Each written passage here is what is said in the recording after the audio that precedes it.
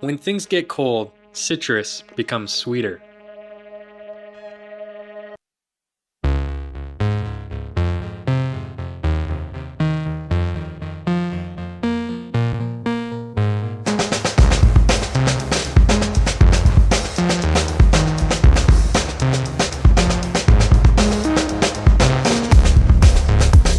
Somewhere in the mountains of Shikoku, Japan's smallest main island, a valley is folded into the landscape. In this valley is a small town known as Kamiyama. Around 1955, the population of Kamiyama was roughly 21,000. By the early 1990s, it was a fraction of that and still falling. You can see it before anyone tells you. Citrus trees in people's yards, heavy with fruit that no one's left to pick. Terraces carved into hillsides for rice generations ago, now growing whatever the wind blows. In the early 1990s, workers renovating a school found a doll named Alice with blue eyes in a wooden box. It was one of nearly 13,000 sent from the United States to Japan in 1927 as a peace gesture. When the Pacific War began, nearly all were destroyed.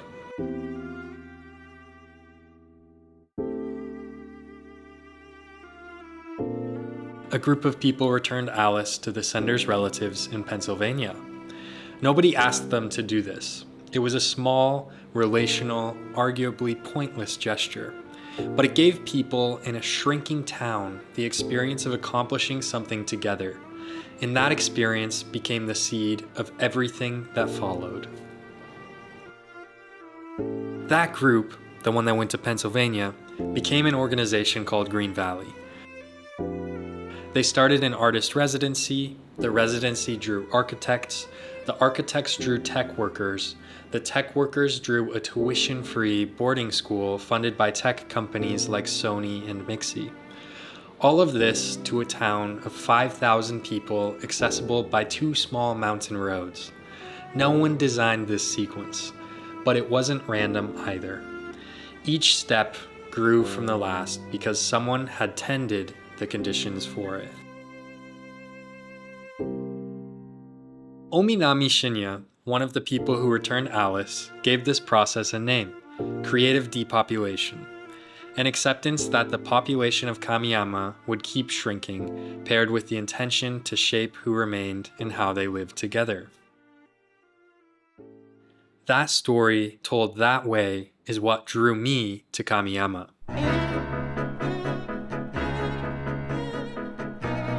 I was halfway through a Watson Fellowship year exploring how social technology shapes community, how the tools people use to connect either serve them or don't.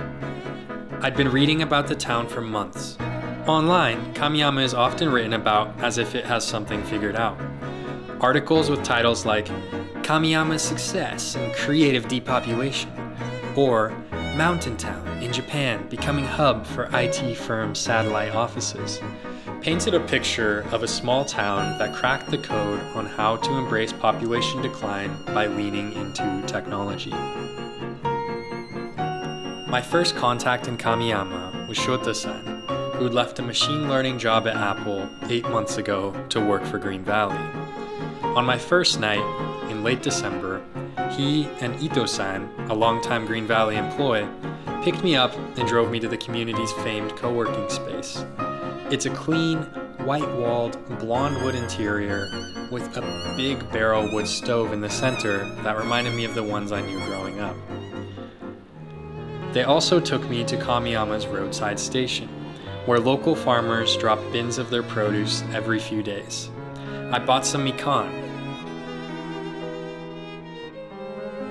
From then on, there was no shortage. People I'd meet would have mikan lying around and press a few into my hands on the way out.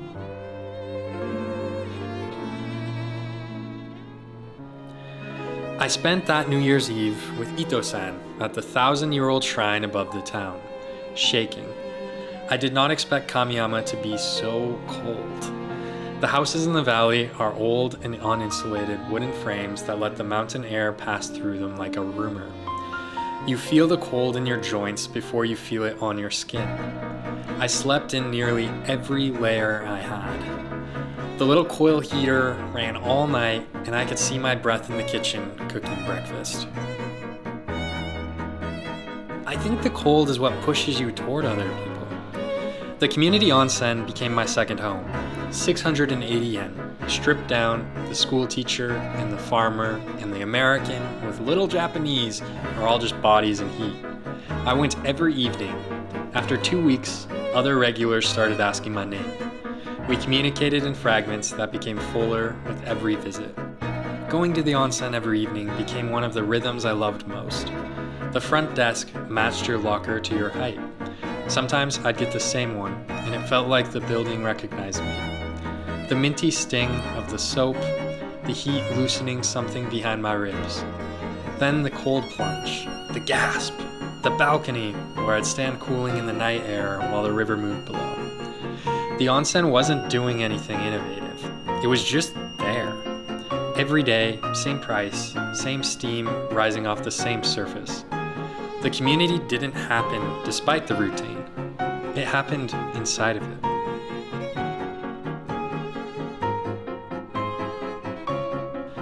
The actual valley was quieter than the articles. Colder, more ordinary. People went to work and came home and ate hot pot and went to the onsen. I'd spent months before Japan reading Sherry Turkle, Eleanor Ostrom, Ivan Illich, thinkers who'd shaped my understanding of what technology does to communities and what communities can do with technology. I'd arrived expecting to see these ideas in action.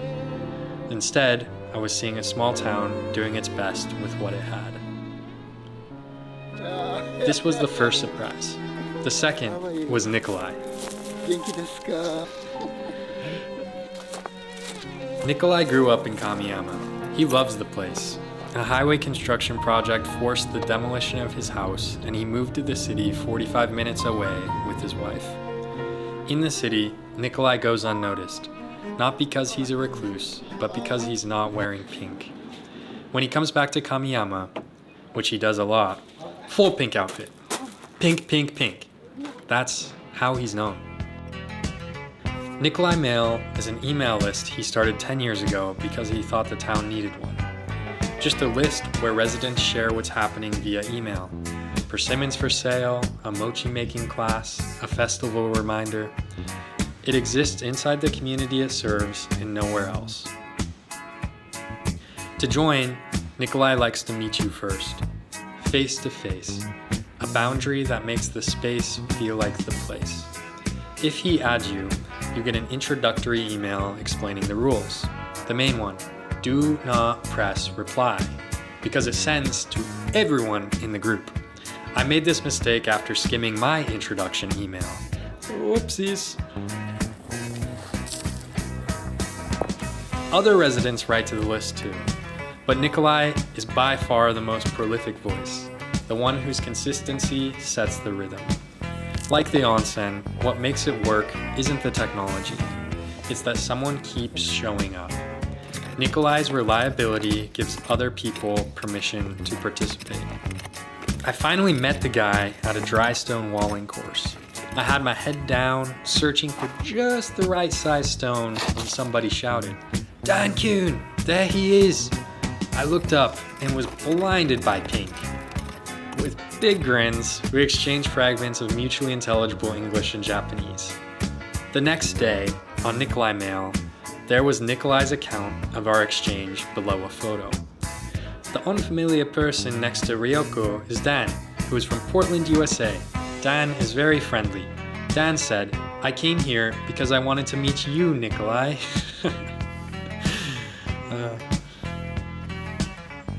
At the stone walling workshop, he invited me to a trash cleanup. In the email he added, for the whole town, Dan said he would come to help, but I wondered if that was true. I left wondering if he would even know where to go. I showed up the next morning, cycled 30 minutes in the cold. Nikolai reported that too, noting, with mild surprise, that the American actually came. In his event recap, he documented the record-breaking amount of garbage, the devil knots on discarded plastic bags, the group photo where he made newcomers pose like characters from Kiki's delivery service. Nikolai is just a man in pink who keeps showing up. Nikolai Mail runs on email, Gmail, Yahoo, whatever people already use. Nobody has to download anything. The infrastructure is already there. Nikolai just started a practice on top of it. He's also one of the most frequent contributors to In Kamiyama, the town's long-running website and repository of valley life. Between the site and the email list, Nikolai has probably documented more of Kamiyama than anyone. Creative depopulation isn't building a new town. It's figuring out how to live well in houses that were built long ago, on roads that were already cut, in a valley that already exists. The whole project is a practice on top of what was already provided.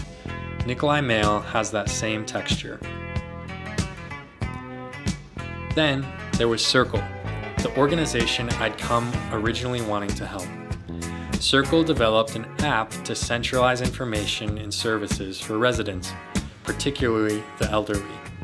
They distributed tablets, they launched a YouTube channel, posting videos about twice a week, seasonal recipes, town events, interviews with residents, surprisingly well produced for a town of 5,000. From the outside, Circle looked exactly like the kind of intentional, community-built technology I'd come searching for. I walked into their office thinking they wanted to expand their practice. I saw that their YouTube videos were getting decent views, their app had a few users.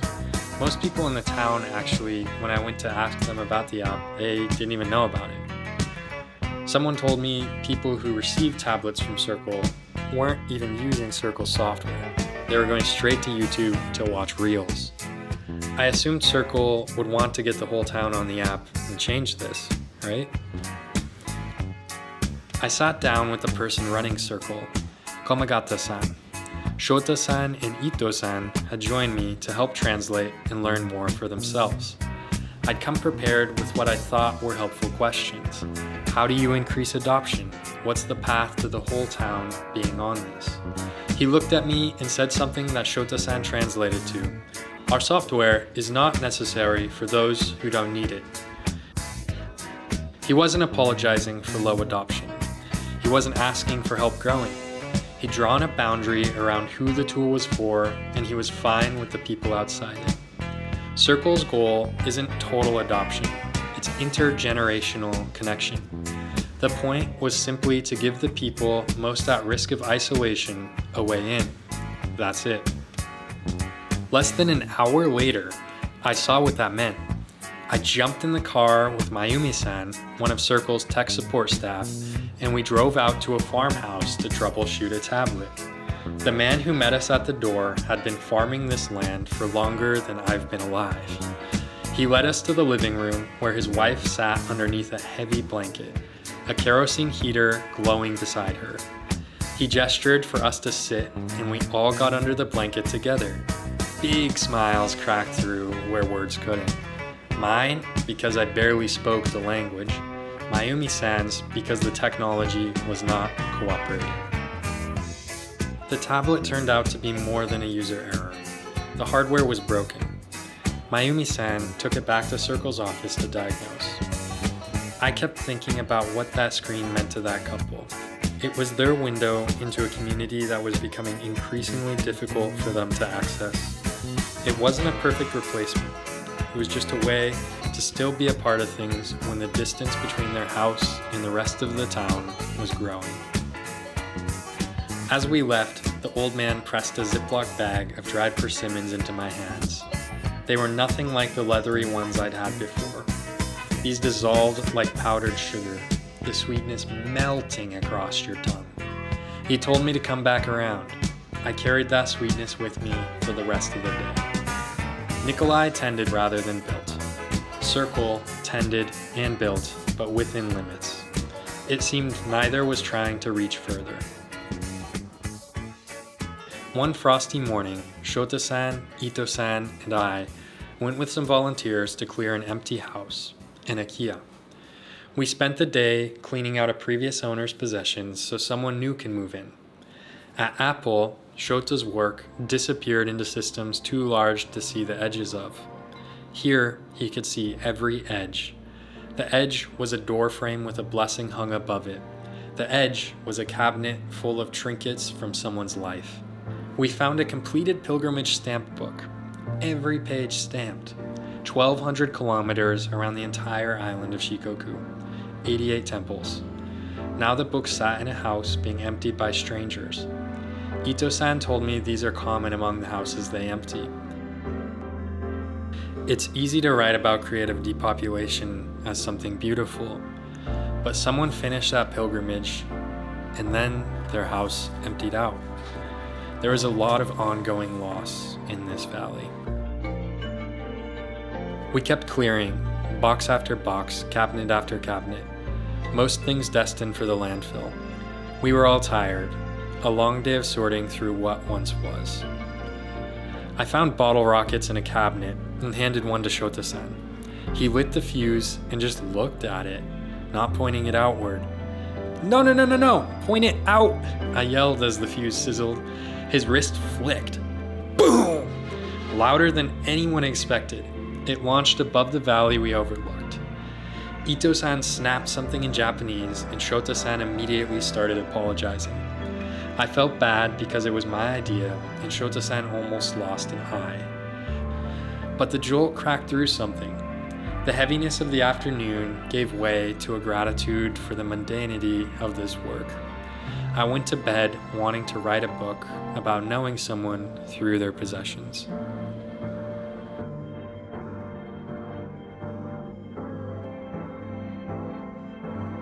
On my last day, I went to the onsen early in the morning. A completely different cast of characters. The evening regulars replaced by people I'd never seen. The same 680 yen, the same rhythms. I went through the motions slowly, letting each one register.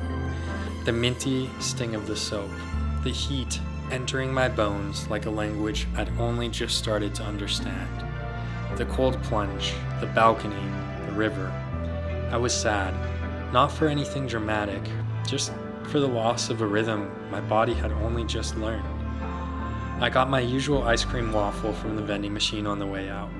It tasted divine, as always. The sweetness stayed in my mouth as I rode the bus to Osaka. I left having picked up garbage, sat in hot water, emptied out some houses, and learned the basics of dry stone walling. I ate mikan that the cold had made sweet and persimmons that dissolved like powdered sugar, and I'd hardly spent any time on my computer building things. I'd come looking for social technology. What I found was that the tools mattered less than the showing up. The onsen would open again tomorrow, Nikolai would send another email, the mikan would keep sweetening as the winter wore on. Every day I was in Kamiyama, the valley got a little bit smaller and a little more full, and I'm not sure those are different things.